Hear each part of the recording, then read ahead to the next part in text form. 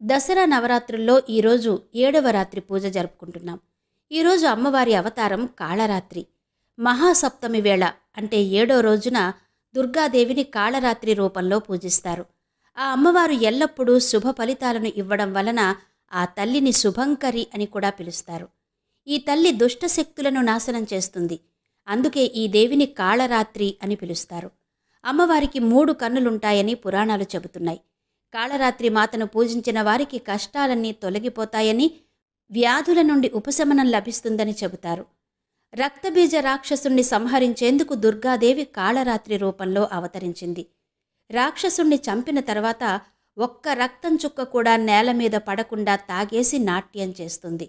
మళ్లీ శివుని దగ్గరకు అడుగు పెట్టగానే తన సాధారణ స్థితికి చేరుకుంటుంది.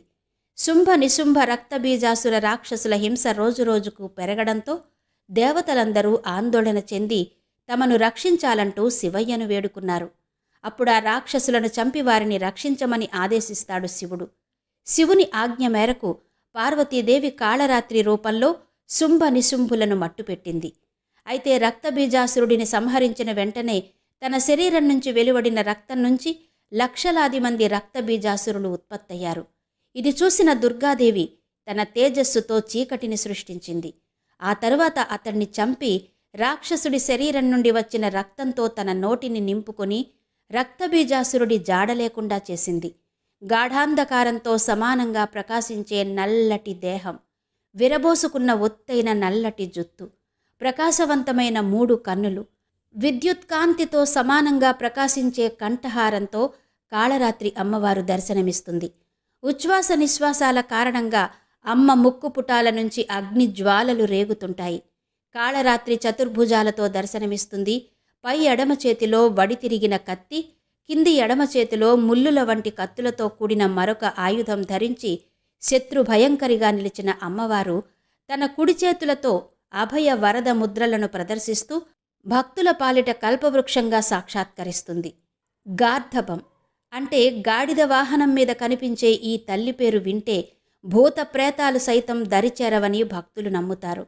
గార్ధప వాహనంపై కుడి కాలును ముడుచుకొని ఎడమ కాలును జారవిడిచి భక్తులపై అనురాగంతో నిండిన చూపులను ప్రసరింపచేస్తూ ఉంటుంది కాళరాత్రి. కాళరాత్రి స్వరూపం చూడడానికి చాలా భయంకరంగా ఉన్నప్పటికీ ఎల్లప్పుడూ శుభ ఫలితాలనే ప్రసాదిస్తుంది కాబట్టి భక్తుల పాలిట శుభంకరి అని కూడా అంటారు. కాళరాత్రి దుష్టశక్తులను అంతమొందిస్తుంది. ఈమెను స్మరిస్తే రాక్షసులు, భూత ప్రేత పిశాచాలు భయంతో పారిపోతాయి. ఈమె అనుగ్రహం వల్ల గ్రహబాధలు తొలగిపోతాయి. కాళరాత్రి దుర్గను ఆరాధిస్తే అగ్ని, జలము, జంతువుల భయం ఉండదు. దుర్గామాత రాక్షసుల దాడిని ఎదుర్కొన్నప్పుడు ఆమె బంగారు చర్మం తొలగిపోయి భీకరమైన రూపంతో ఉద్భవించింది. అందుకే కాళరాత్రి అంటారు. కాళరాత్రి అంటే చీకటి, భయంకరమైనది అని అర్థం. అన్ని దుష్టశక్తులను, దయ్యాలను, ప్రతికూల శక్తులను, భయాలను లొంగతీసుకునేటట్టు ఈ అమ్మవారు కనిపిస్తుంది.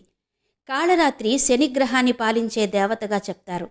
ఈ తల్లిని పూజిస్తే జాతకంలో శని ప్రభావం వల్ల ఏర్పడే బాధలు, ఇబ్బందులు తగ్గిపోతాయి.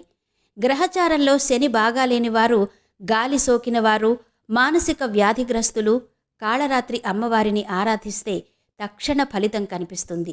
భూత ప్రేత పిశాచాలు అమ్మవారి పేరు వింటే చాలు పారిపోతాయని పురాణాలు చెబుతున్నాయి. కాళరాత్రి అమ్మవారికి ఎర్రటి పువ్వులు సమర్పించాలి.